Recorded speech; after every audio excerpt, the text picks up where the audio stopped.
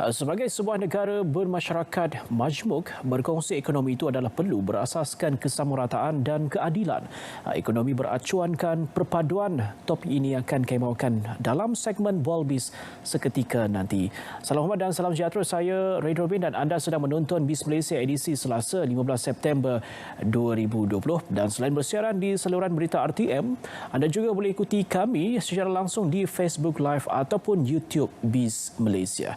Dan seperti biasa, kita mulakan dengan perkembangan berita ekonomi ini.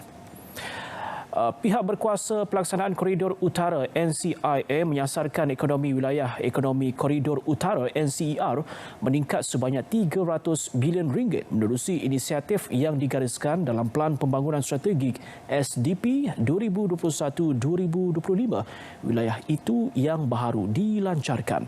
Menerusi SDP, wilayah utara itu dijangka mewujudkan lebih 160,000 pekerjaan baharu dan lebih 42,000 usahawan, manakala pelaburan terkumpul juga disasarkan meningkat kepada 146.5 bilion ringgit. Bagaimanapun, sasaran itu dijangka lewat 2 tahun berikutan impak penurunan pandemik COVID-19. Ke laporan selanjutnya. Dan setakat 13 September lalu, seramai 460,000 penduduk telah berdaftar dengan e-Census, kaedah bancian secara dalam talian bagi banci penduduk dan perumahan Malaysia 2020. 70% daripadanya telah melengkapkan dan menghantar jawapan bancian mewakili lebih 1.25 juta penduduk. Timbalan Ketua Perangkawan Program Sosial dan Pembangunan Teknikal Nazaria Baharudin berkata baki 30% yang masih belum melaksanakan e-Census disaran berbuat demikian sebelum tarikh tutup e-Census 30 September ini.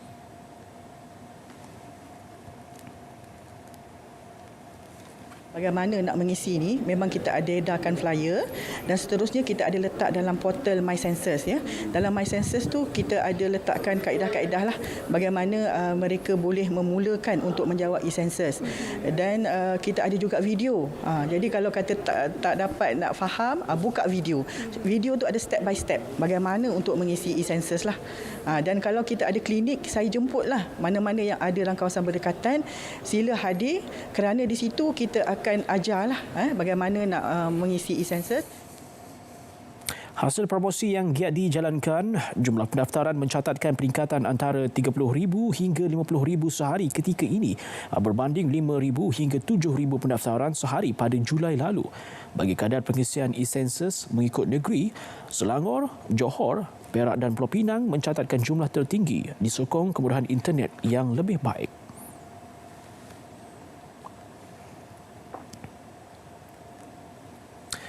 Indeks petunjuk utama FTSE Bursa Malaysia KLCI FBM KLCI susut 4.57 mata kepada 1,506.79, manakala indeks utama dibuka 1 mata lebih rendah pada 1,510.36 berbanding 1,511.36 ketika ditutup petang semalam. Keseluruhan pasaran bagaimanapun positif dengan saham untung mengatasi rugi 289 berbalas 211, manakala 302 kaunter tidak berubah, 1,247 tidak diniagakan dan 19 lain digantung.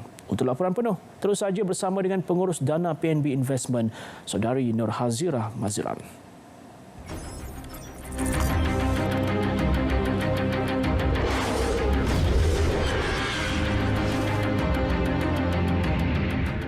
Pada sesi dagangan pagi, Bursa Malaysia memulakan dagangan dengan berhati-hati apabila dibuka rendah sebelum aktiviti belian pada pertengahan sesi membantu pasaran untuk kembali pulih. Pasaran turut menjejaki prestasi semalaman Wall Street yang menokok 327.69 mata atau 1.18% untuk ditutup kepada 27,993.33. Pada penutup 12.30 tengah hari, indeks komposit FBM KLCI naik 6.45 mata untuk ditutup tinggi kepada 1,517.81. Pasaran berada dalam trend positif dengan kaunter untung mengatasi kaunter rugi pada kadar 597 berbanding 429. Sementara 1,016 kaunter kekal tidak berubah atau tidak diurus niaga. Secara keseluruhan, 30 saham komponen FBM KLCI menyaksikan 16 kaunter untung, 7 kaunter rugi dan selebihnya kekal tidak berubah. Sementara itu, nilai mata wang tempatan didagangkan bercampur-campur. Ringgit naik 0.54% kepada RM4.13 sedolar Amerika, 0.24% kepada RM4.91 seeuro, 0.10% kepada RM4.15 sedolar Singapura dan 0.08% kepada RM3.91 setiap 100 yen. Selebihnya, ringgit susut 0.06% kepada RM5.31 sepaun. Laporan disampaikan oleh Nur Hazira Mazlan, PNB Investment Berhad.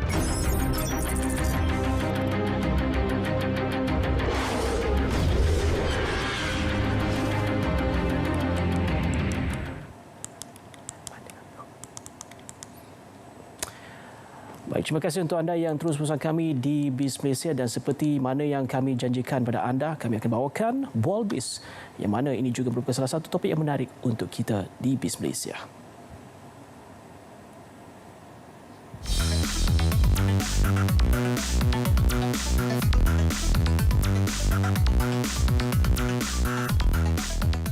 Assalamualaikum dan salam sejahtera. Kemakmuran ekonomi dan perpaduan, dua elemen yang penting untuk memajukan negara dan juga untuk memberikan kesejahteraan kepada masyarakat.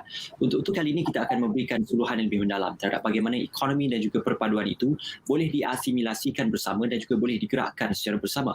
Untuk itu saya bersama dengan Profesor Madya Dr. Evan Lau Poh Hock yang juga merupakan pensyarah Fakulti Ekonomi dan Perniagaan Universiti Malaysia Sarawak UNIMAS. Apa khabar Prof? Khabar baik. Apa khabar? Baik, terima kasih kerana bersama kami. Untuk kita bercakap lebih lanjut tentang dua elemen yang penting dalam kemakmuran masyarakat dan juga kita kata kemajuan negara, iaitu ekonomi dan juga perpaduan. Bagaimana Prof melihat kedua-dua elemen ini boleh digerakkan secara bersama dan juga dimanfaatkan secara bersama, Prof? Terima kasih kerana menjemput saya ke rancangan yang membolehkan saya memberi sedikit pandangan berkenaan dengan elemen yang penting ini, ekonomi beracuankan perpaduan. So, ia sudah seharusnya menjadi sinonim dengan kehidupan kita yang membanggakan di Malaysia ini. Kenapa saya katakan begitu? Kerana integrasi antara perpaduan dan ekonomi itu tidak boleh dipisahkan. Seperti irama dan lagu, kalau dipisahkan rosaklah lagu dan pinjanglah irama itu. Right? Konsep plurality itu adalah iaitu berkongsi ekonomi dalam acuan sesama warga negara Malaysia perlu dikukuhkan di negara ini. Right? Andai terdapat pihak yang menerima lebih ataupun kurang, betul lah ansur lah supaya tidak terjerumus kepada pertikaian yang tidak mendatangkan faedah. Paling penting sepatutnya kita sama-sama meredai apa kurniaan di bumi Malaysia ini. Dalam konteks ini kerajaan khususnya perlu berhati-hati menguruskan pengagihan kek ekonomi secara adil. Setiap mekanisme yang digunakan perlu serasi sesuai dengan situasi perubahan masyarakat agar nikmat terus dikecapi oleh semua dan bersama. Ini penting dan signifikan untuk kita maju bersama ke hadapan. Dalam usaha kita untuk maju secara bersama ke hadapan, beberapa cabaran dan juga halangan yang ada di depan mata untuk kita selesaikan dan juga untuk kita tangani bersama. Dalam hal ini, apakah antara cabaran dalam aspek ekonomi yang memungkinkan ia menjadi penghalang ataupun menjadi kita kata cabaran terhadap penyatu paduan masyarakat di peringkat nasional? Saya melihatnya bukan cabaran itu akan walaupun dikatakan sebagai cabaran, tapi cabaran itu akan membuatkan kita bersama lebih kuat untuk maju ke hadapan. Itu adalah elemen yang penting. Dan secara keseluruhannya, walaupun dinamakan sebagai cabaran untuk mencapai dan ekonomi itu berkait rapat dengan perpaduan itu dan perpaduan berkait rapat dengan ekonomi seperti yang saya katakan tadi. So secara keseluruhannya dasar utama ekonomi sejak dari merdeka itu secara umumnya adalah berpaksikan kepelbagaian masyarakat. Itu satu yang penting yang ada di negara ini. Ini termasuknya dasar seperti dasar ekonomi baru, dasar wawasan 2020, dasar pembangunan negara, dan yang terbaru adalah wawasan kemakmuran bersama, semuanya adalah ya kita nak negara untuk maju, tapi kita perlu untuk perpaduan nasional juga, itu adalah penting. Dan tidak juga lupai semua RMK ataupun rancangan Malaysia daripada yang pertama sampai terkini, yang ke-12 coming soon, merupakan pelan pembangunan setiap 5 tahun.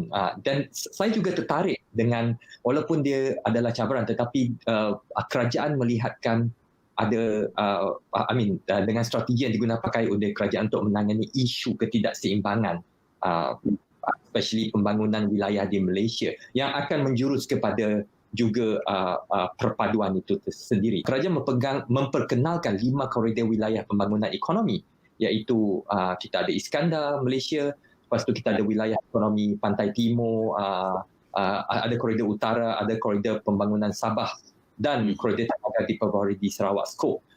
Dan implementasinya dan pencapaiannya yang dicapai harus menjadi manfaat bersama untuk semua, bukan saja untuk segolongan, walaupun hanya untuk wilayah itu, tapi dia harus sepatutnya dikembangkan dan manfaatnya untuk negara itu sendiri. Dan ia juga menjadi salah satu trust di dalam yang terbaru adalah wawasan kemakmuran bersama 2030, memberi perhatian kepada kerangkuman wilayah di bawah KEGA, Key Economic Growth Activity. Itu yang saya dapat rangkumkan untuk semua.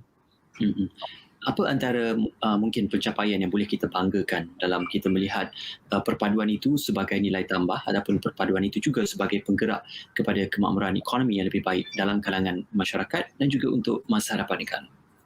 Ya, yang saya dapatkan, yang saya dapat lihat adalah pencapaian itu, seperti saya katakan tadi, pencapaian itu adalah melihat kepada apa dasar-dasar utama ekonomi yang sudah sedang dirangkakan ataupun diplan, dan supaya diimplementasi di bawah untuk keseluruhan masyarakat kita. So pencapaiannya mungkin kalau saya nak katakan di sini mungkin masanya tidak cukup, tapi secara umum yang saya katakan tadi, kita dapat lihat bahawa sudah ada perubahan yang begitu drastis daripada apa yang sudah tercapai daripada tahun 70-an sampai ke sekarang. So banyak perubahan sudah berlaku, pembangunan berlaku, kemajuan dari segi perpaduan, dari segi kaum juga meningkat, pendapatan juga meningkat. So itu secara amnya apa yang kita lihat. Tapi perlu lagi, sebab itu ada lagi perancangan kerajaan untuk membawa Malaysia lebih tinggi lagi, iaitu apa yang dikatakan tadi adalah wawasan kemakmuran bersama, supaya kita juga share this prosperity untuk semua, bukan saja untuk segolongan masyarakat sahaja. Baik. Terima kasih Prof atas perkongsian yang cukup jelas itu. Itu dia dapat kita gambarkan tadi bagaimana penyatuan yang baik dapat memungkinkan untuk kita mencapai kemakmuran ekonomi, khususnya untuk masa hadapan negara dan juga masyarakat. Profesor Madya Dr. Evan Lau Pohock, pensyarah Fakulti Ekonomi dan Perniagaan Universiti Malaysia Sarawak UNIMAS. Satu perkongsian yang kita kongsikan bersama dengan anda dalam kita mendepani cabaran semasa. Sememangnya penyatuan nasional adalah sesuatu perkara yang memungkinkan untuk kita mencapai kemakmuran ekonomi, walau kedua-dua itu saling berkait antara satu sama lain. Dan itu saja perkongsian dapat kami bawakan bersama dengan anda untuk Bual Biz ketika ini. Pada masa ini kita kembali kepada rakan penyampai di studio. Silakan. Baik, Biz Malaysia edisi Selasa 15 September 2020 berakhir di sini. Jangan lupa untuk saksikan secara langsung sambutan Hari Malaysia 2020 menerusi saluran TV1 dan saluran berita RTM pada 16 September 2020. Rabu bermula 8.30 malam. Salam hormat dan jumpa lagi.